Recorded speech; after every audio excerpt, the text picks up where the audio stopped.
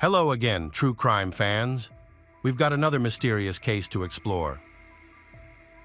The case of Nohema Graber. Nohema Graber was born in Mexico.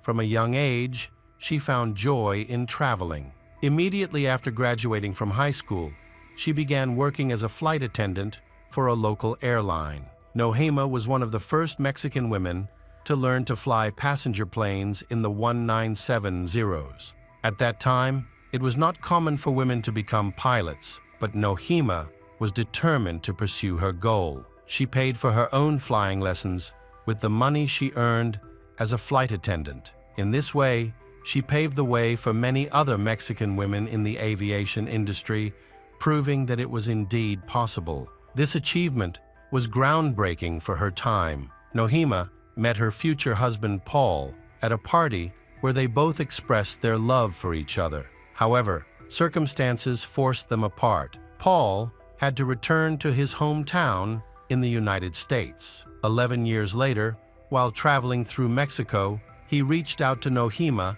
and asked to meet. She agreed, and after their date, they realized they couldn't live without each other.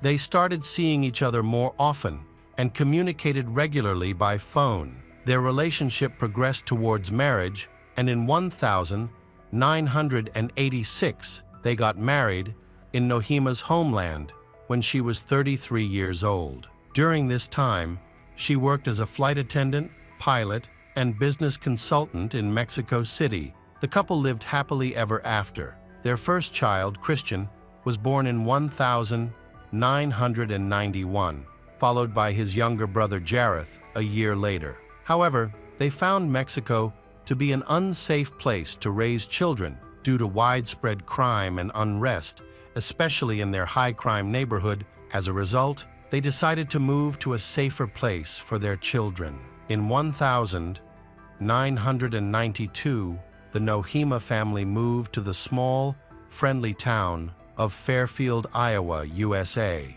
The town was a typical American suburb with a low crime rate and a tight-knit community, home to less than 10,000 residents at the time. It was also Paul's hometown. Nohema was a homemaker, while her husband had a good job to support the family. Soon after, the Nohemas welcomed a daughter. For many years, the Nohema family was respected in the community and was known as friendly, humble, and decent people. Nohema was very active and enjoyed hiking in nature. This lifestyle continued until her children grew up and had their own families. Then, conflicts began to arise between Nohema and Paul, which eventually led to divorce. Despite the divorce, both parents maintained a strong relationship with their children. They also kept in touch with each other, calling and talking regularly, and occasionally having dinner together. Paul was a devoted father, actively involved in his children's education. He spent time with them and supported their education. This support continued even after his children were grown. At that time, Nohema, who was in her 50s and finding single life uninteresting, decided to pursue her childhood dream of becoming a teacher. She earned a degree in English and a teaching certificate from the University of Iowa in nearby Mount Pleasant. In early 2012, Nohema began teaching at Fairfield High School, where she quickly became popular among students and staff. The students showed her a lot of affection, which set her apart from other teachers. She also taught Spanish part-time. On November 2, 2021, Nohema did not return home after work. She lived alone, so no one knew what happened to Nohema. It was not until the next morning that the staff at her school noticed that Nohema had not come to work.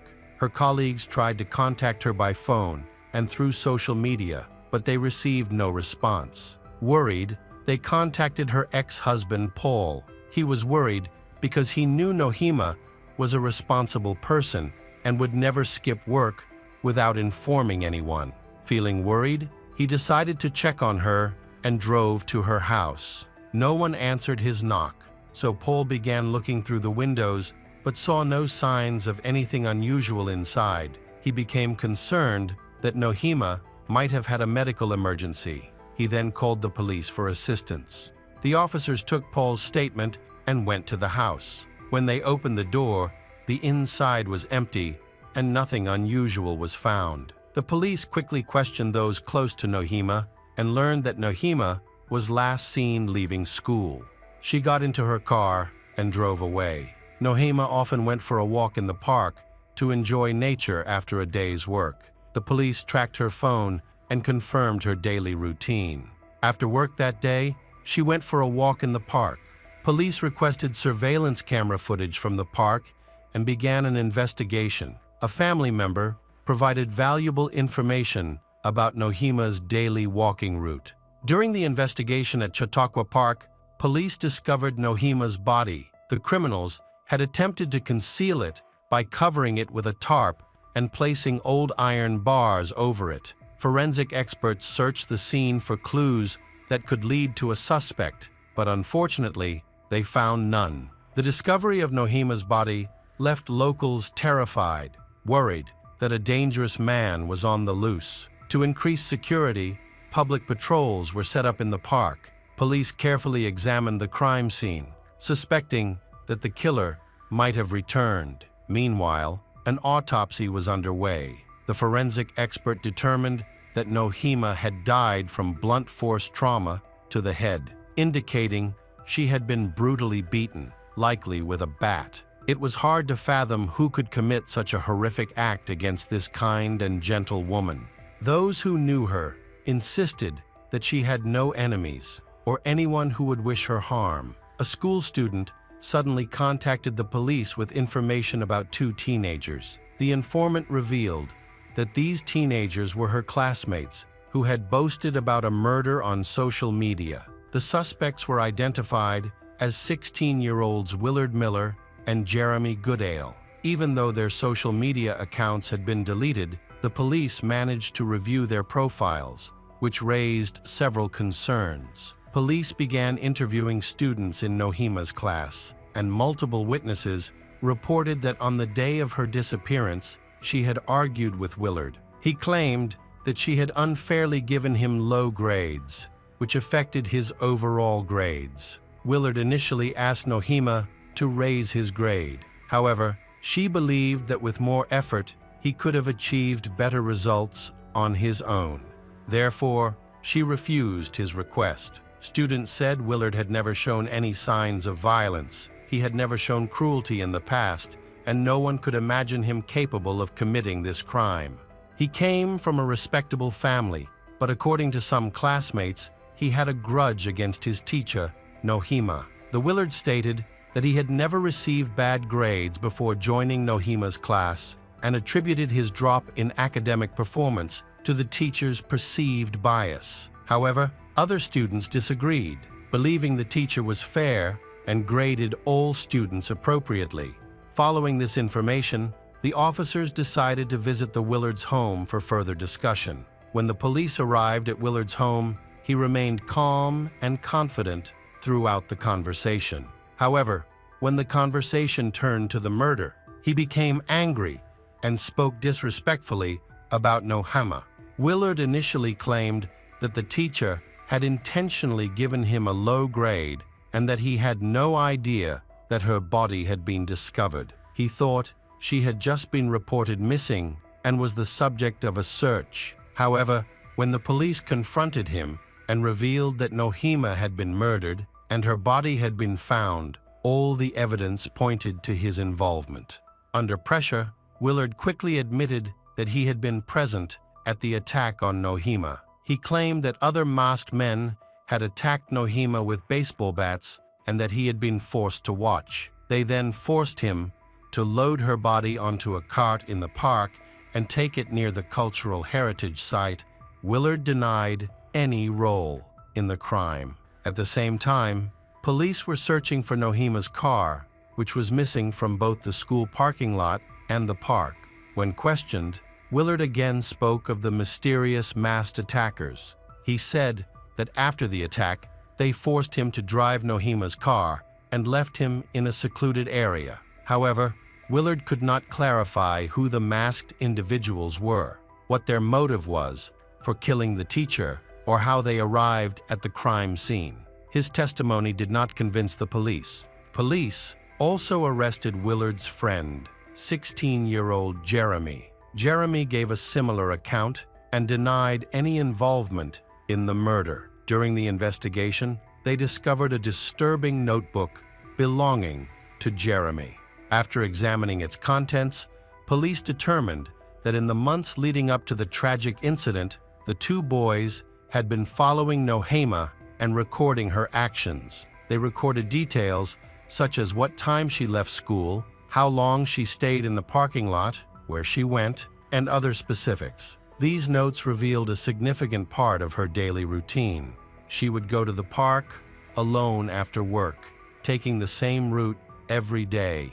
On November 2, Nohema went to the park as usual and was attacked by Willard and Jeremy. They struck Nohema several times in the head, causing her to fall and become unconscious. Willard and Jeremy then dragged her off the park trail, where they continued to beat Nohema until she died. They then covered Nohema's body with leaves and branches before going to Willard's house to get a garden cart. Along the way, they picked up some wooden planks to help hide the body. They returned to the scene, immobilized the body, and covered it with a tarp in the hopes that it would never be found. Around 4:00 p.m., witnesses saw Nohema's car parked near her home. Several people confirmed seeing two teenagers inside the car. Unfortunately, none of the witnesses were able to positively identify the suspect because they could not clearly see the occupants of the car. The car was only there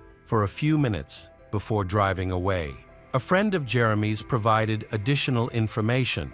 On the day of Nohema's disappearance, Willard and Jeremy had called their friend around 7:00 p.m. after leaving Nohema's car and asked him to pick them up on Glasgow Road. The young man met Willard and Jeremy there. He noticed that they seemed disheveled and nervous. Neither of them spoke during the entire ride home. The only thing he heard from them was that their car was stuck somewhere. He suspected that they were involved in something serious. He then drove Willard and Jeremy home and said goodbye. After gathering all the information, the police returned to Jeremy's home with a search warrant. The officers found bloody towels, blood-stained clothing, and hair that did not belong to Jeremy. They also recovered 2 bloody baseball bats from the home. Forensic analysis confirmed that the blood belonged to Nohema. More evidence quickly emerged. During interviews, several students admitted to seeing messages from Jeremy on messaging apps. In these messages, he detailed how he and a friend killed their homeroom teacher, Nohema. Jeremy explained that he was motivated by the belief that Nohema had unfairly graded their work.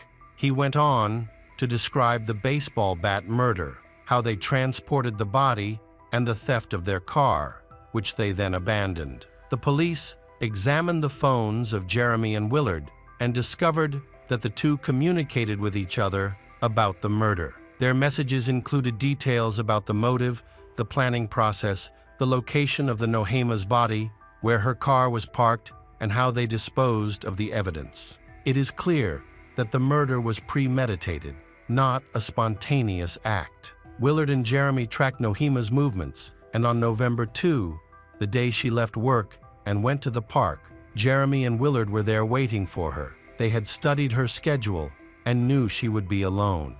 Police found an abandoned car belonging to Nohema along the route they checked. Surveillance footage showed that on November 16, the car arrived at the park, the Nohema got out, and 42 minutes later, Jeremy and Willard approached the car and drove away.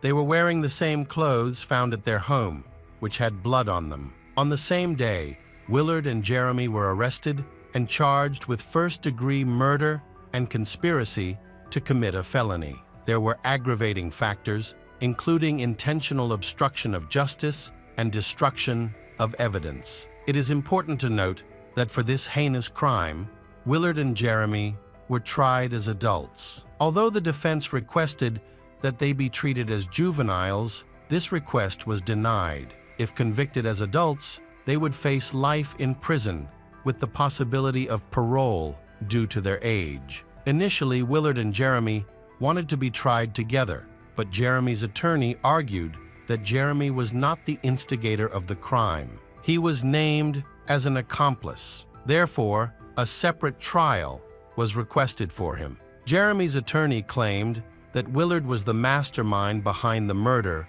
of Nohema. This led to a lengthy legal battle in which Willard and Jeremy attempted to blame each other for the crime. Therefore, it was decided to hold separate trials for the teenagers. The attorneys were successful in moving the trial to a different city to avoid potential bias. Jeremy's defense attorney claimed that he was an innocent young man who was negatively influenced by Willard. However, this argument has been dismissed when it was revealed that Jeremy had bragged about the murder in a text message the day after it occurred, describing his actions and showing no remorse. Jeremy was clearly an active participant in the crime. The lawyer argued that Jeremy was questioned without any adults present, which led him to give up his Miranda rights. These rights inform suspects of their right to remain silent and to have an attorney present during questioning. However,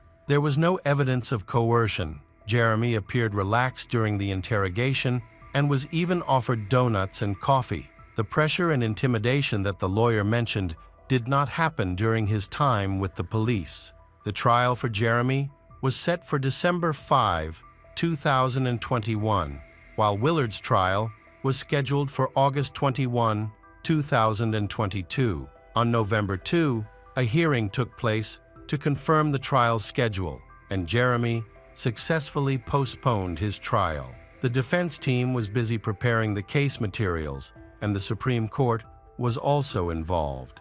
Willard's defense team requested a thorough investigation into the actions of police agencies. This investigation included reviewing police procedures and looking for any violations or inconsistencies. The defense claimed that the police had lied to obtain a search warrant. If they proved this, the lawyers could eliminate certain key pieces of evidence from the trial, preventing them from being presented to the jury during the upcoming hearings. The defense actually managed to block some of the data that the police found on the phone and computer. Attorneys tried to exclude any social media conversations and text messages that contained confessions about the murders.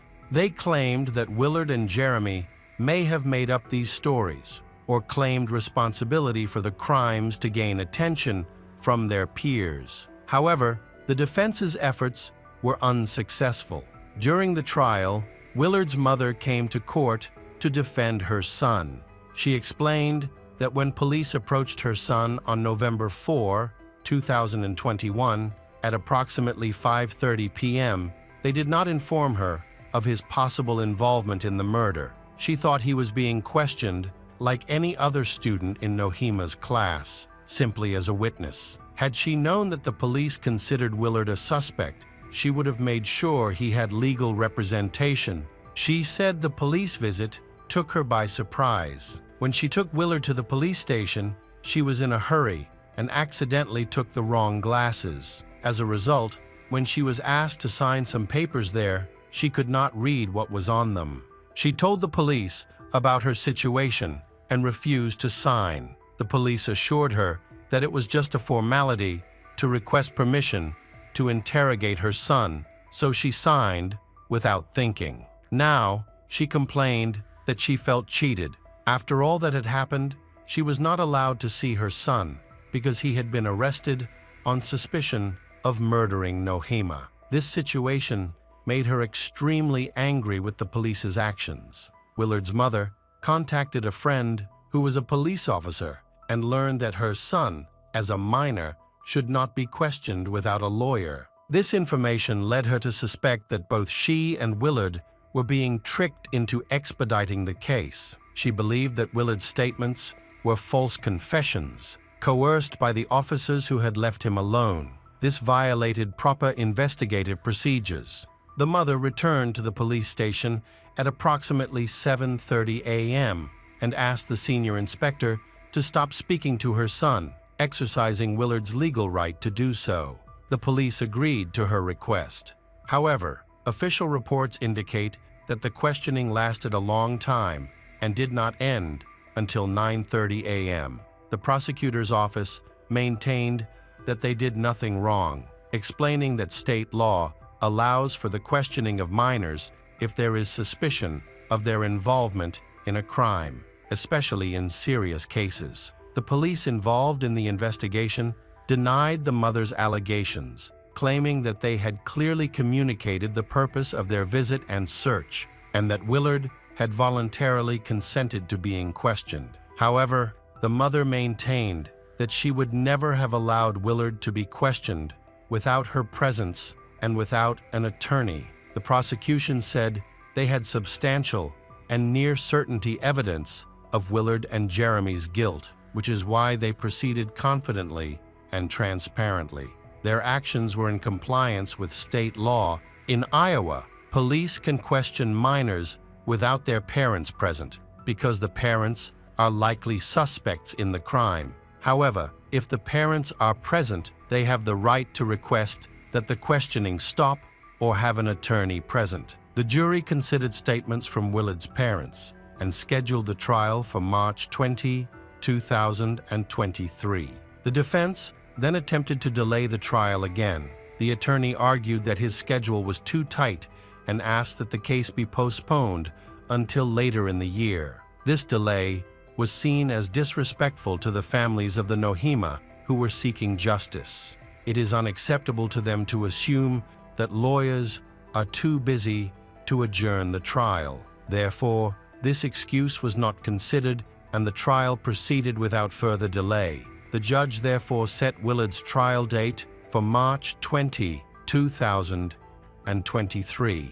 Jeremy is scheduled to appear in court on May 15, 2023.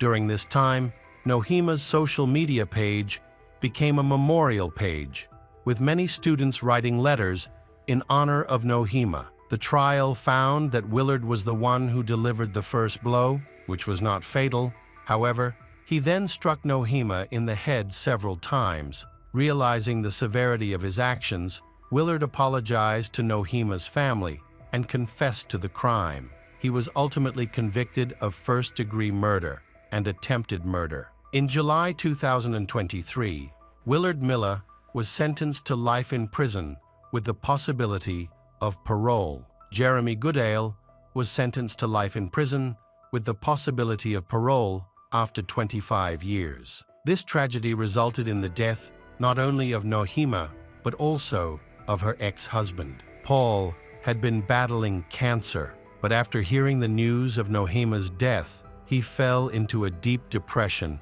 and stopped seeking treatment. Without medication, Paul could not control his disease and soon passed away. Hello again, true crime fans. We've got another mysterious case to explore. The case of Su Xinqi. On July 4, 2009, several lecturers from the finance department of a Chinese university gathered to work overtime to manage and monitor the school's finances and expenses from the previous semester. One lecturer, Tam Xingfai, 43, was scheduled to attend but was missing. At 11 a.m., a colleague named Ma tried to call Xingfai's cell phone but received no response. Despite the heavy workload, Ma was not too worried at first. He thought Xingfai might be taking care of his family's dog, which had a skin disease. Xingfai had planned to take the dog to the vet, so Ma assumed that was where he was. On July 5th, the university's finance department held a meeting, but Xingfai failed to attend for the second time. Ma tried calling his cell phone again, but no one answered.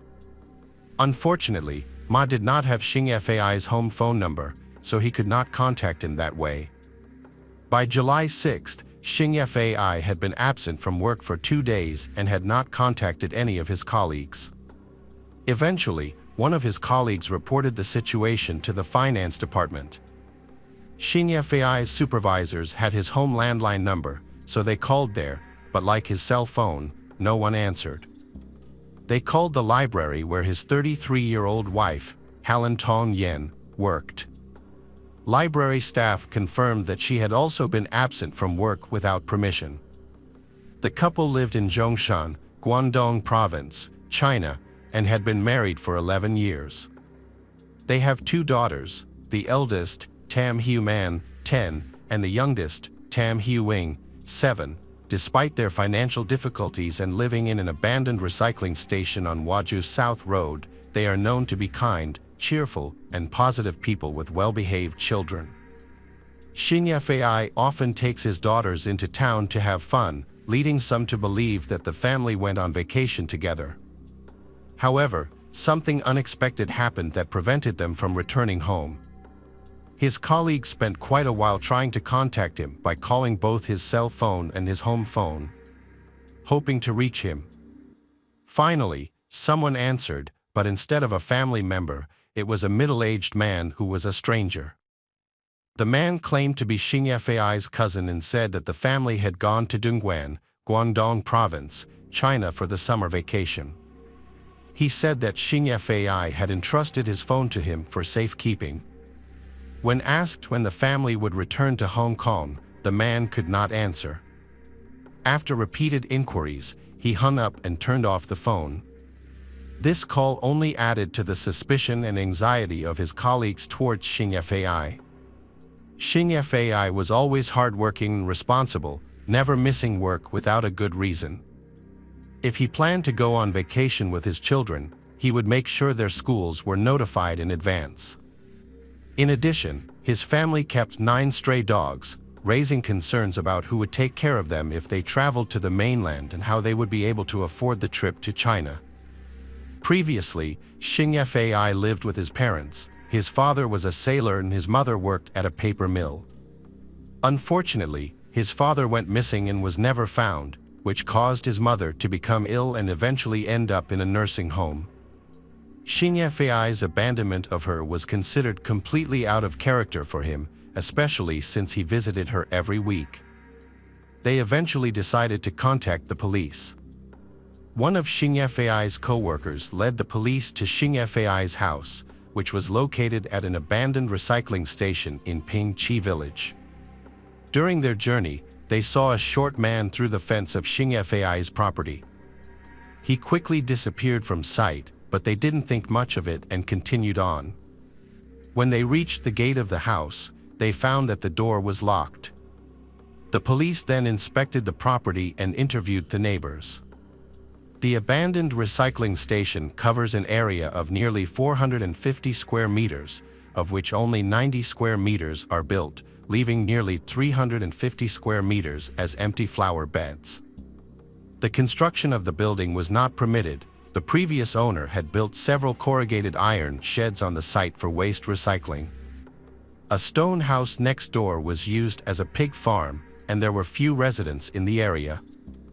As a result, the police were only able to question one neighbor, an elderly woman surnamed Wang, who lived alone across the street.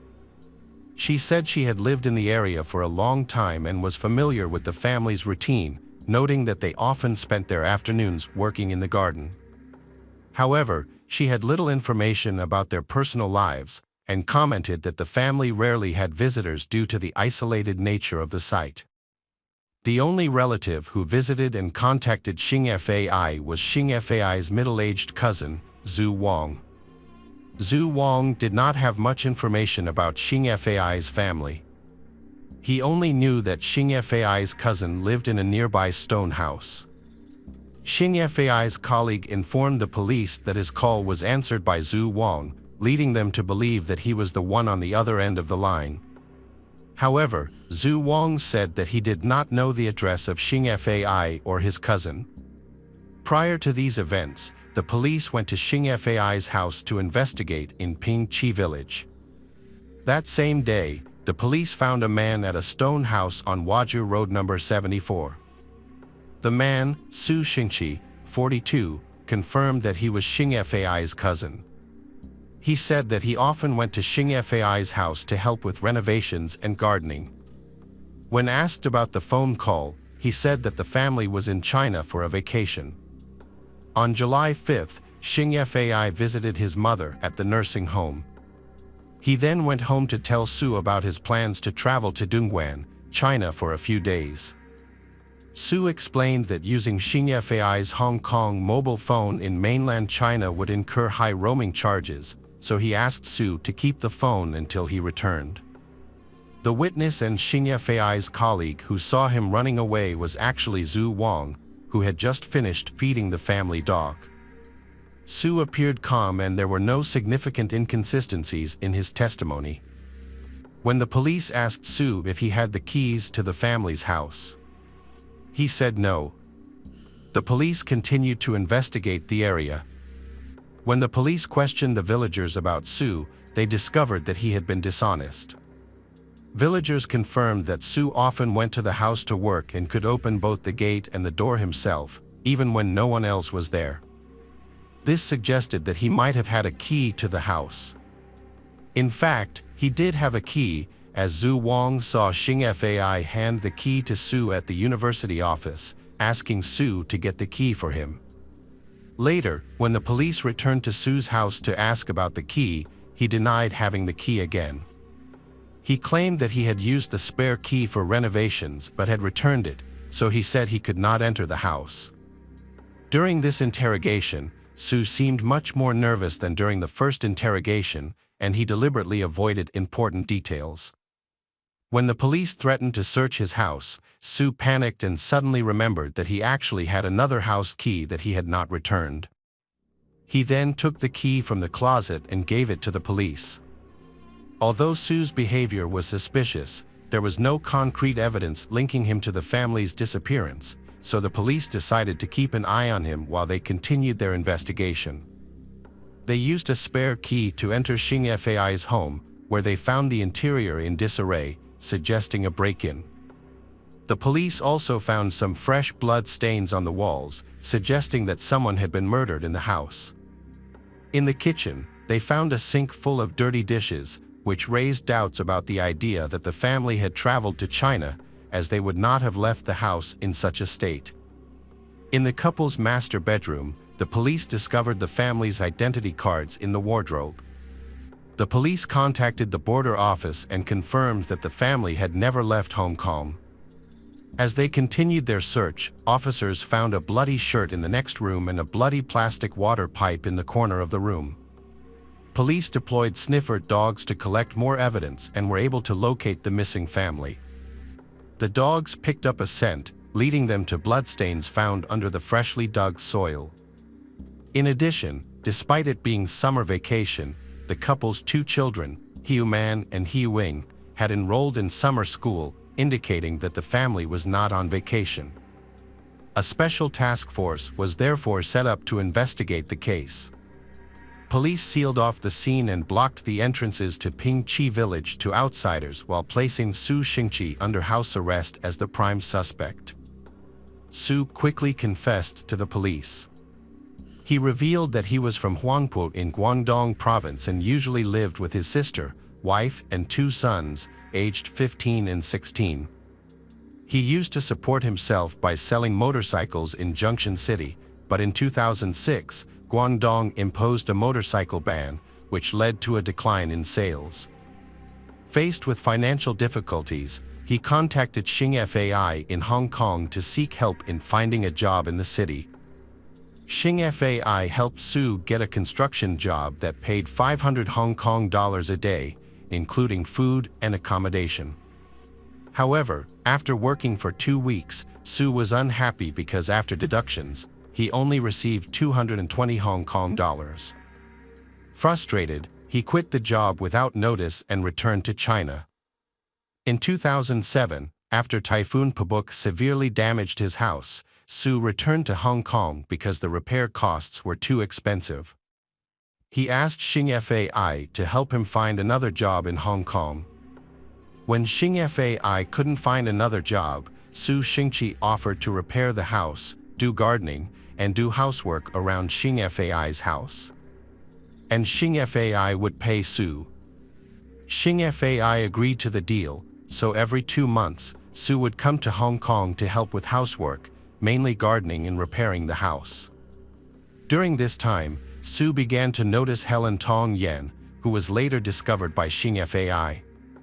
On July 3rd, Sue arrived in Hong Kong. 2 days later, on July 5th, Xing Fai took Sue to visit his mother at the nursing home. After the visit, Sue sneaked out to go home first to harass Helen Tong Yen. However, Xing Fai came home earlier than expected and caught him.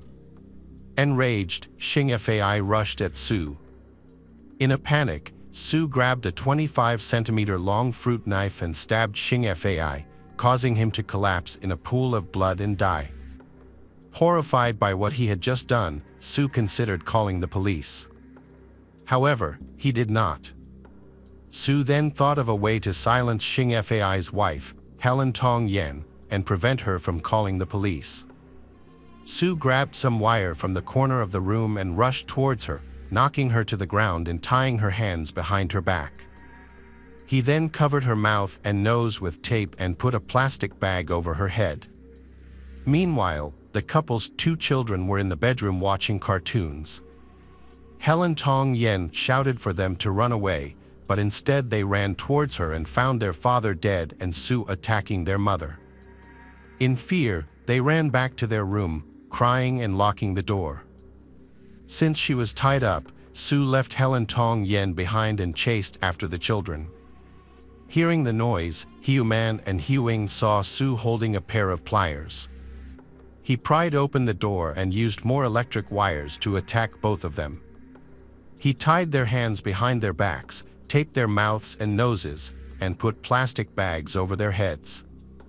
After leaving the bedroom, he returned to find that both children had stopped breathing. Hiu Man and Hiu Ying suffocated shortly after. After killing the entire family, Sue was at a loss for what to do next. He returned home to think things over. He felt that hiding the bodies in a ditch or pond would be too easy to discover, and that dismembering them would be tiring and time-consuming. Instead, he decided to bury the bodies in their own home. On July 6th, he returned home to clean up as much blood as possible. He then dug a hole deep and wide enough to fit the bodies of the 4 family members and quickly placed them inside. He also threw the murder weapon into the hole before filling it up. Although he was skeptical of his motives, the police accepted the rest of his testimony. They took Sue back to the house, where he pointed out where a sharp knife, a water pipe, a pair of pliers, and other tools used in the crime were. The fire department was called to assist in exhuming the buried body. Firefighters arrived equipped with digging tools and gas masks, as the bodies were buried near a septic tank. They began digging but soon encountered a significant obstacle: they hit cement. Sue had left out a crucial detail in his confession, pouring cement before covering it up. The firefighters could not determine the thickness of the cement, and since the cement had hardened, their tools were ineffective. The police then hired a private engineering company, which brought in specialized equipment to drill through the concrete slab. When the team drilled into the hole and discovered human hair, they panicked and refused to continue, fearing that they might reach the body. It took the police 13 hours to persuade them to continue. After digging, the hole was 2.54 meters wide and 6 feet deep.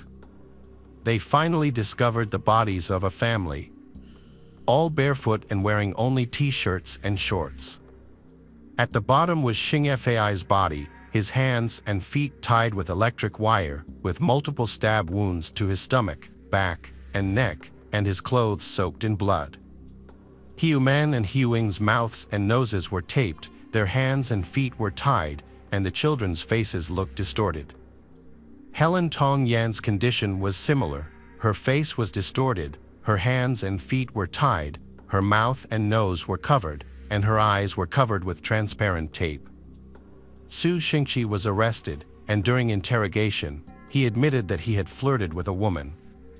She felt uncomfortable and informed Xing Fai about the incident. Xing Fai becomes angry and kicks Su out of their home, forbidding him from returning. On July 3rd, Su returned home to start work, and his relationship with his cousin seemed to have improved. However, on July 4th, he again behaved inappropriately towards Helen Tong-yen.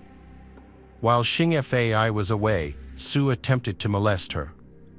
She escaped and locked herself in her room while calling for help. Not wanting to attract the attention of the neighbors, Sue angrily left the house. On July 5th, Sue and Xing Fai went to the nursing home, but he left first. Anticipating this, Xing Fai returned home early and found Sue at his home and was trying to get in to talk to Helen Tong-yen. An argument ensued, and in the heat of the moment, Sue stabbed Xing Fai. The rest of his confession was consistent with his initial statement but added the detail that he had filled the makeshift grave with cement. However, after the bodies were sent for autopsy, it became clear that Sue's testimony was false. Xing Fai's murder was much more brutal than Sue had claimed. Xing Fai had been stabbed 9 times in the head and neck, nearly 80 times in the body, and 10 times in the arms and legs. Instead of being suffocated with a plastic bag, he had been strangled. Forensic investigations showed that the cutlery and dishes in the house did not contain the family's DNA, but did contain Sue's DNA. The weapon Sue used was not a family kitchen knife, but a knife he owned. Furthermore, the cement used to bury the body had been purchased before the murder, suggesting that the crime was premeditated. Police discovered that bank cards had been used at ATMs after the time of death, but could not be withdrawn due to repeated incorrect PIN entries. In addition, the victim's cash and bank cards were missing, suggesting robbery as the motive behind the crime. Whenever the police pointed out inconsistencies in Sue's testimony, he would quickly come up with another explanation. He claimed that his ancestral home in China needed urgent repairs while his 2 children were in school and he needed $100,000 in cash to pay for it. During his visits to Hong Kong, he did not earn much money, which prompted him to seek help from Xing Fai. Sue believed that Xing Fai was actually rich but acted like a miser, and he thought that the low wages he received while working for Xing Fai were because they were exploiting him as cheap labor. On July 3rd, Sue returned to Hong Kong alone without informing anyone. He waits until July 5th, when Xing Fai has a day off from work.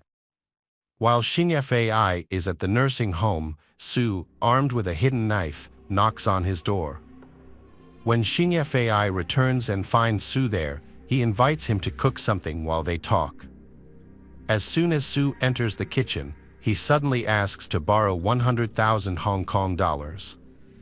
Xing Fai refuses and explains to Sue that the money was for his mother's medical treatment and his children's education. Sue does not want to accept this answer and accuses Xing Fai of just wanting to use him as cheap labor. This accusation angers Xing Fai, and when Sue continues to press the issue, Xing Fai tells him to leave. As Xing Fai turns to leave, Sue lunges at him, covering his mouth before stabbing him in the back. He then threatened Hiu Man and Hiu Wing, ransacked the house for cash and bank cards, and demanded the card passwords. Xing Fai pretended to provide a fake password, which Sue did not realize was invalid at the time. Sue also lied about strangling the others and claimed that he killed them by covering their mouths and noses with tape and putting plastic bags over their heads. When Sue went to the nearest ATM, he discovered that he had been scammed because his PIN did not work. When he returned home, he discovered that people had suffocated while he was away. Seeing the food he had prepared, he decided to sit and eat next to the 4 corpses while thinking of what to do with them. After stealing 6,000 Hong Kong dollars from Xing Fai, he buried the corpses and the tools he used in a small hole before going to sleep at his stone house. The next morning, Sue realized that the smell from the buried corpses might give them away.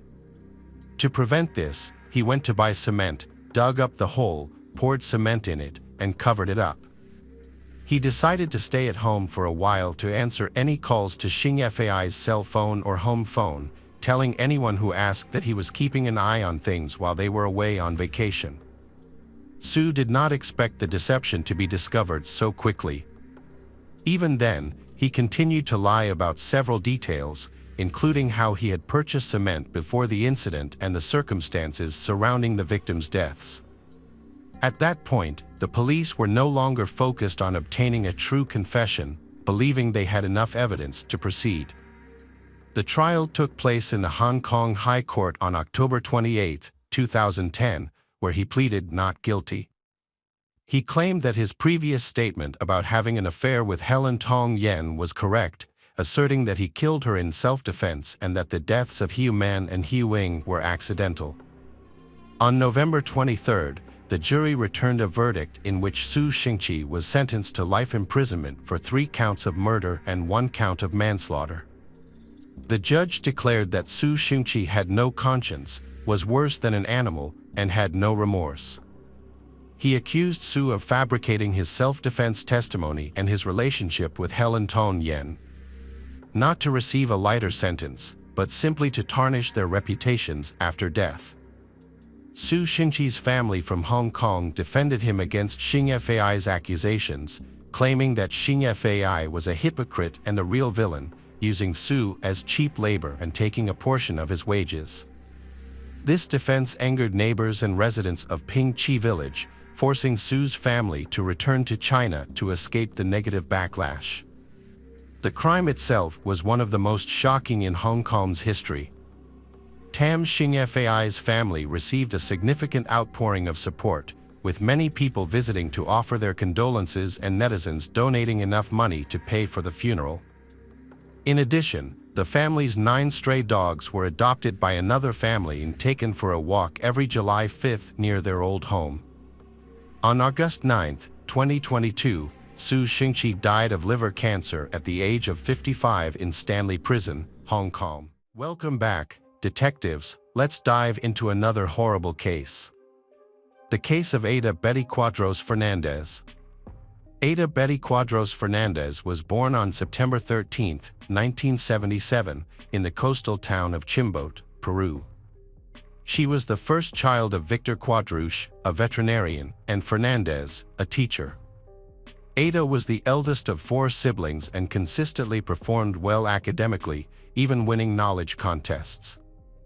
She had a happy childhood filled with dreams of self-improvement. Ada later recounted that she spent much of her childhood with one of her sisters on their grandparents' farm, enjoying the close connection with nature and animals. This period on the farm was one of the happiest times of her life. Ada came from a family that was not poor but also not wealthy. As a teenager, she looked for ways to contribute financially to her family. Together with her sister and a friend, she formed a group to entertain at children's parties. After high school, Ada enrolled in a private university to study law. However, her financial situation did not allow her to continue, and she had to drop out. Despite this setback, Ada remained determined to succeed and support her family. With this goal in mind, she applied for a U.S. visa. Like many young people from Peru and other Latin American countries, Ada saw the United States as a land of opportunities. She was determined to move there, work hard, earn a better income, and pave the way for a brighter future for herself and her family. Her family enthusiastically supported her decision. They sold some of their belongings and did everything they could to gather enough money for her journey. Her destination was Texas, where she initially planned to stay with some relatives. In early 2004, she started working as a waitress in a restaurant. Later, she joined a company that placed nannies in households. It was through this job that she met the Lazarchik family. The Lazarchik family consisted of Father Michael, generally known as Mike, Mother Renee, their oldest daughter Alyssa, and the twin boys Ryan and Kyle. Little is known about the family background, except that they got married in 2000. Soon after their wedding, Renee became pregnant with their first child, Alyssa. After Alyssa's birth, they were expecting twins, Kyle and Ryan. The Lazarchik couple wanted to hire a trustworthy babysitter to take care of the twins when Renee went back to work. Alyssa was already attending a daycare where she had made several friends, so they decided she would continue being cared for there. They interviewed several candidates, and Ada stood out as the best option. She was young, but not a teenager. She appeared healthy, strong, polite, and cheerful. Renee wanted Ada to start immediately so that she could work with her for a few weeks and explain the household routines, the state of affairs, and her expectations. She also wanted to see how Ada would take care of the twins. The family had a specific requirement. They wanted assurances that Ada would stay with them for 18 months, and Ada agreed to this arrangement. Initially, they was agreed that she would spend only daytime hours in the Lazarchik household, but after some time they asked her to move in, and Ada agreed. Everything appeared to progress well. The Lazarchik family was satisfied with her work and grew fond of her, placing complete trust in her. Numerous photographs documented joyful moments with the smiling young nanny holding the twins. However, the situation changed dramatically in the summer of 2005. Ada informed the Lazarchik family that her relatives were returning to Peru before relocating to Germany. Ada was prepared to accompany them and had already purchased her plane ticket for October 29th of that year. Understandably, this came as disappointing news for the couple, as it was not in line with their previous agreement. Eventually, they understood and simply asked Ada to stay until they could find a replacement. They even requested her help in searching for and selecting her successor. Ada agreed, but from that moment on, she no longer stayed overnight at the Lazarchik's house. Instead, she returned to her uncle's house at night and came back early in the morning. Given the change in circumstances and Ada's impending departure, the Lazarchik family scheduled interviews with several nanny candidates on October 12th. During the day, Renee called Ada and asked her to prepare macaroni and cheese for the children. Ada fulfilled the request and fed the children. When Renee returned home, she greeted her children, saw that they were fine, and after interviewing the candidates, spent more than an hour with her little ones before they went to bed. Nothing seemed out of the ordinary. Kyle typically woke up crying at 5 a.m. on Thursday, October 13th. Twins usually sleep heavily and require someone to wake them, but Kyle woke up on his own. Renee got up, went to the twins' room, picked up Kyle, and soothed him until he fell back asleep. She then returned to bed. 2 hours later, at 7:30, Mike went to the kids' room, woke them up, hugged and kissed them, and left them in Renee's care before going to work. She changed Ryan's diaper, said goodbye to twins, and went to work. The kids were fine, nothing out of the ordinary, except for Kyle's early waking that day. His older sister, Alyssa, went to daycare as usual, but things took a dramatic turn around 1 p.m. when Ada called 911, very agitated, saying that one of the kids, Kyle, had stopped breathing and was turning blue. According to the information provided, the operator gave instructions on how to perform cardiopulmonary resuscitation on the child. The person carried out the instructions until the emergency medical responders arrived. After a few minutes, they reached the house and took over the care of Kyle. They asked Ada what had happened, and she, very upset, explained that after lunch she had put Kyle down for a nap and returned to get his brother. But when she came back with Ryan, Kyle began vomiting and stopped breathing. While the paramedics were attending to Kyle, Ada called Renee to inform her of the situation, giving her a different version of the events. She said that after feeding the children, she took Kyle out of the high chair and, as usual, placed him on the playroom floor while she looked for his brother. But when she returned, Kyle was vomiting. She went to the kitchen to get a bowl to collect the vomit, and when she came back, Kyle had fallen. She said she picked him up, took him to the sink, and performed the maneuver that Renee had taught her in case any of the children stopped breathing, but it didn't work, and she also tried CPR. The paramedics transported Kyle to the nearest hospital after the initial treatment. When Renee arrived home, the ambulance with her son had already left, but the police were still on the scene. Renee took Ryan, the other twin, and asked Ada to accompany them. They followed the police, who escorted them to the hospital. During the trip, Renee called her husband, and they met at the medical center. A couple of minutes later, the doctors decided to transfer Kyle by helicopter to the Children's Hospital of Dallas. The Lazarchik family returned home, leaving Ada in charge of Ryan, and headed to the Children's Hospital of Dallas. Ada asked them to keep her informed about Kyle's condition. On the way to the hospital, Renee began to worry that Ada might be too anxious to properly care for Ryan, so she called a friend to help the babysitter at the house. Ada, visibly distressed and crying, opened the door for Rena's friend shortly after the friend arrived at the house. The friend asked Ada to explain what had happened. According to Ada's account, Kyle had suddenly collapsed while standing between the playroom and the kitchen. Ada said she dropped the plate she was holding, picked up Kyle, took him to the living room, and performed CPR on him. Ada mentioned that Kyle's brain hadn't fully developed and that this issue had started at birth. The friend didn't fully understand, but Ada kept talking, expressing her love for Kyle and assuring that she would never hurt him. The friend tried to calm her, reassuring her that she hadn't done anything wrong and that she was a good person. In the meantime, at the Dallas Children's Hospital, the Lazarchik family received devastating news.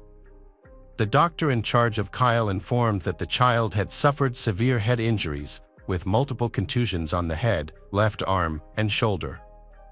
A neurosurgeon met with the distressed parents to explain that something needed to be done to relieve the pressure on Kyle's brain, although survival was unlikely. A child abuse specialist who also met with Mike and Renee suggested that Kyle's injuries could be consistent with abuse. The specialist stated that Kyle's injuries were so severe, it was as if he had been in a car accident or fallen from a sixth-floor window. Renee initially found it hard to believe what had happened. She thought Ada might have accidentally dropped the child or was too scared or ashamed to admit it. However, the doctors clearly explained the severity of Kyle's head injuries and the amount of force required to cause them. Given this information, the possibility of an accident seemed unlikely. Renee promptly contacted another friend to pick up Ryan and remove him from the house. While this was happening in the hospital, Ada became increasingly anxious at home. Renee's friend had to go out to pick up her son from school and take him home. During her absence, Ada called her several times, asking if there was any news about Kyle. When Renee's friend returned to the house, she found Ada calm. Ada was no longer crying or talking. Shortly after, a police cart passed by the house. Seeing it, Ada lost her composure. She began to cry uncontrollably and scream, "No, no, no," collapsing on the floor behind a door and repeatedly insisting that she would never harm Kyle. Two female detectives arrived to interview Ada. She was the only adult present when the incident occurred. As the detectives located the house and got out of their patrol car, they heard Ada's cries. Upon entering, they found her extremely agitated. During the interview, the other officer called the hospital to get an update on Kyle's condition. When they discovered the diagnosis, the detectives told Ada that her story did not explain Kyle's injuries. Ada suggested that Kyle may have hit his head when he fell after she left him alone in the playroom, but the officers pointed out that the playroom floor was covered in soft carpets, making this explanation unlikely. When trying to offer another explanation, Ada said that Kyle may have hit his head on the doorframe when she was carrying him on her hip. In the officer's insistence, Ada showed how Kyle could have hurt himself and mentioned that Mike and Renee often hit Kyle's head without any problem. The officer checked the place where Ada claimed Kyle hit his head, but found no evidence of a strong impact. When the officers told her that the injury did not seem serious enough to have caused the extensive damage described by the doctors, Ada insisted that the impact was strong because she was running with Kyle in her arms. She also claimed that she had never shaken or hit any of the twins. The officers urged Ada to tell the truth, as it could save Kyle's life, but Ada provided no further explanation. Given the circumstances, the officers reported the situation to their command and took Ada into preventive custody for further questioning. The investigation team arrived at the crime scene to examine the house. After completing their task, they informed Renee's friend, who was staying at the house on behalf of the owners, that they could clean up and organize everything for the family's return. While cleaning the house, the friend found a piece of adhesive tape sticking out from the door of a cabinet under the kitchen island. When they opened the door, they noticed it was broken and held together by tape. As a result, opening it caused the door to become misaligned. They simply placed it back and secured it with the tape, but found it strange because Renee was always careful with broken items to prevent the children from getting hurt. They had a hunch and called the police to report the door. Shortly after, investigators returned to collect potential evidence. Later, when questioned about the cabinet door, Renee stated that she frequently used that door and had never seen it held with adhesive tape. By the time Friday, October 14th arrived, all of Mike and Renee's hopes had vanished. The doctors informed them that Kyle was brain dead and had no chance of recovery. Amid unimaginable grief, the couple authorized the removal of life support, and Kyle passed away 3 days later on October 17th. The detectives interviewed Ada in prison, where she was accused of premeditated assault on a minor. This time, Ada claimed that the day before the incident, she was preparing the macaroni and cheese that Renee had requested. Kyle was sitting on the kitchen countertop, and the child fell, landing headfirst on the kitchen floor and hitting his head hard. Ada said she picked him up and checked for injuries. The only thing she noticed was redness on his ear and the right side of his head. So she applied cold compresses and gave him a pain reliever. When the interrogators asked why she hadn't told this to the other officers, Ada said she thought they wouldn't believe her. She mentioned that she didn't tell Renee because, when she arrived home from work, Renee complained of a severe headache. Ada said Renee suffered from migraines and had requested that the lights be turned off and the house be kept quiet. The interrogators asked if she had fallen with the child, which she adamantly denied. During that interrogation, Ada learned that Kyle had died, and she cried for the rest of the interview. Ada was brought before the courts, where a judge charged her with aggravated homicide and set bail at $750,000, which was beyond the means of Ada or her family. Consequently, she remained in custody until the trial. At that time, the police indicated that she might be charged with premeditated actions, which could carry the death penalty. The medical examiner who performed the autopsy on Kyle testified that when he received the child, Kyle was already unconscious. The examination revealed multiple hematomas, bruises, on the right side of Kyle's head, as well as bruises on the left side of his head, shoulder, and both arms. Additionally, there were 2 small hemorrhages forming hematomas on the right temple. These multiple areas of hematomas on Kyle's head indicated that he had suffered 3 separate impacts. The examiner noted that the bruises were relatively recent, with one possibly being 12 to 16 hours old. Internally, Kyle had brain and retinal bleeding, which is indicative of severe trauma. Although there were no broken bones, the brain tissue was notably swollen, and the pressure inside Kyle's head was 90 millimeters of mercury, significantly higher than the normal level of 20 millimeters. Based on these findings, the examiner concluded that Kyle had suffered severe traumatic events consistent with blunt force trauma, possibly from someone hitting his head against a hard object. The examiner suggested that the type of injuries could also result from shaking and swinging a young child's head against a solid object, such as a kitchen cabinet door. The crucial testimony of a forensic analyst revealed that the distance between the fasteners of the broken cabinet door in the kitchen matched the abrasion marks on Kyle's head. This expert also analyzed the adhesive tape used to repair the cabinet door and found 2 DNA traces, one of which had a greater contribution and matched Ada's DNA. The minor trace could not be identified. After hearing from the experts, it was time for Mike to testify. He explained that Kyle was doing well the evening of October 12th and the morning of October 13th with no bruises. He also mentioned that he made breakfast that morning, opened and closed the kitchen cabinets to get utensils and food, and that all the doors were in perfect condition, including the one that was later found with an unexplained taped repair. The parents said they had breakfast with the kids and played with building blocks, with the twins crawling around in a playhouse. Based on all the evidence, it was easily concluded that the events that led to Kyle's death occurred when there were no other adults in the house.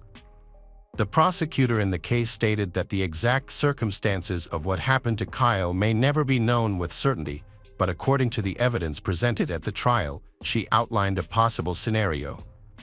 Perhaps Kyle didn't want to eat his lunch and, feeling frustrated or distracted by watching a soap opera, may have gotten out of his high chair without realizing the cabinet door was open. The prosecutor speculated that Ada's rage could have provoked the violent attack on Kyle's head using the cabinet door until it broke, leaving marks on the child. After all the testimony and closing arguments, the jury retired to deliberate. When they returned, they decided Ada guilty of capital murder of a child under 6 years old. When the verdict was read, Ada's mother, Fernandez, who had traveled from Peru when her daughter was arrested, stood up and shouted that she would free Ada because she was innocent. She stated that there was no evidence to convict her daughter and swore to start over with an appeal. After the jury left, Kyle's parents showed photographs and videos of their late son and told about his short 14-month life, from birth to the last picture taken a few days before his death.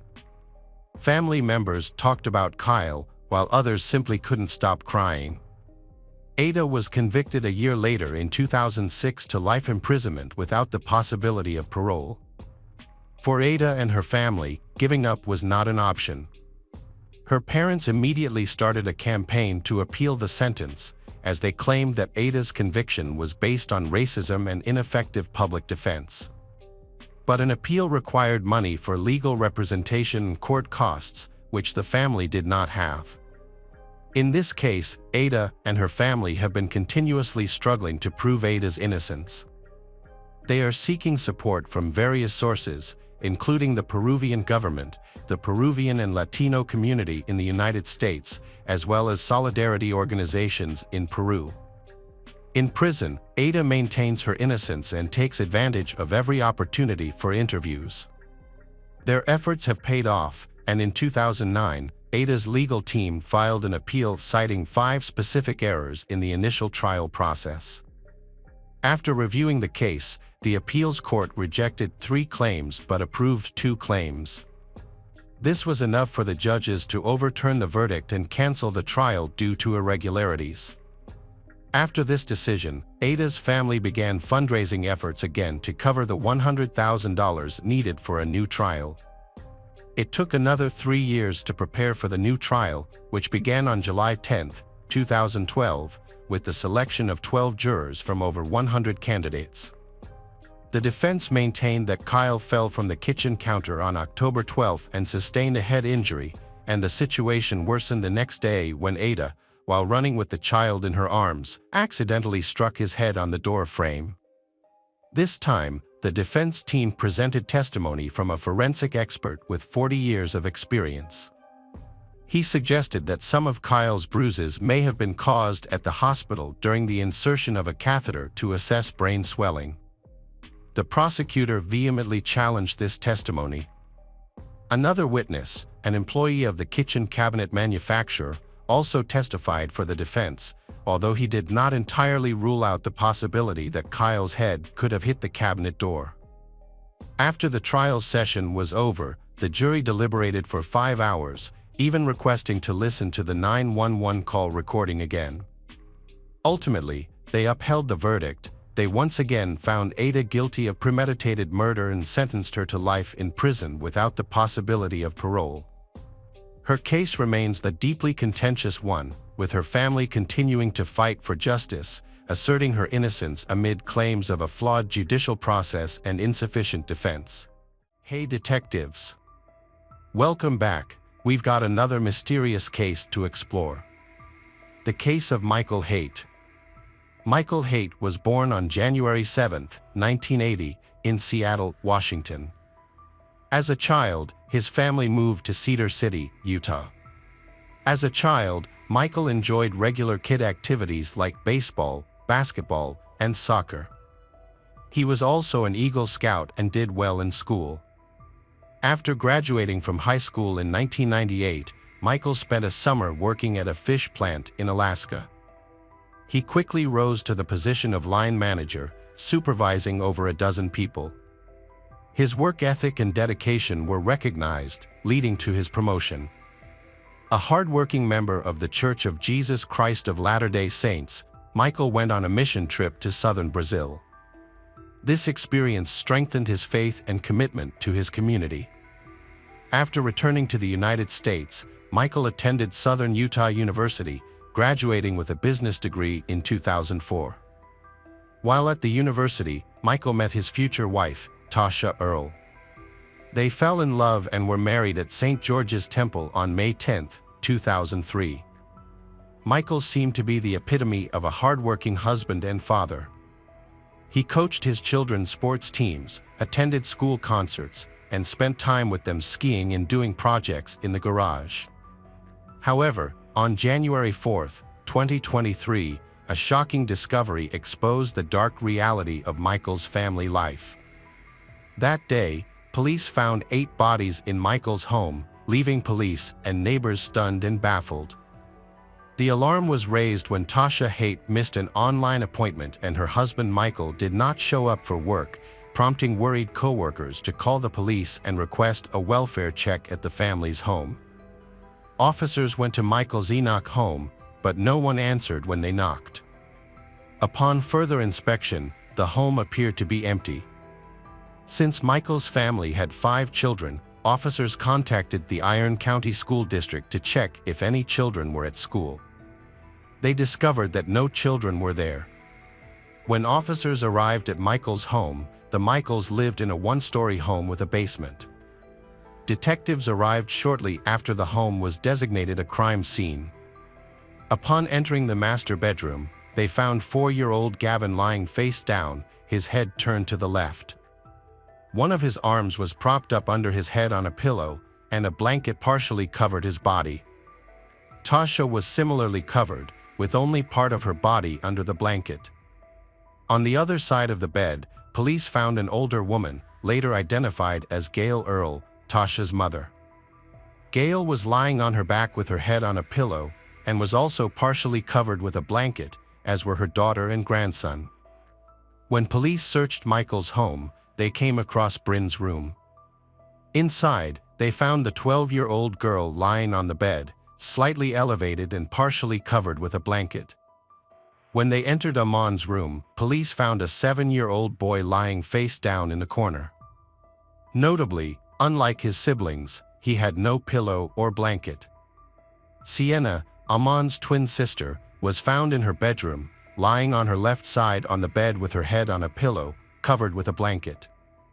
Michael's oldest child, Macy, 17, was also found on the bed, her head on a pillow and her body covered with a blanket. Police later located Michael in the basement gym, where he was lying on a sleeping bag. Each of the 8 victims suffered fatal gunshot wounds. It didn't take long for police to identify Michael Haight as the prime suspect. They believe he killed his wife, mother-in-law, and 5 children before taking his own life. As the investigation began, a neighbor shared important information that helped police create a timeline of events. The neighbor reported that she woke up at 3:30 a.m. to use the bathroom and heard a loud bang that sounded like fireworks. However, she knew that the day fireworks were allowed in the neighborhood had passed, which made her feel uneasy.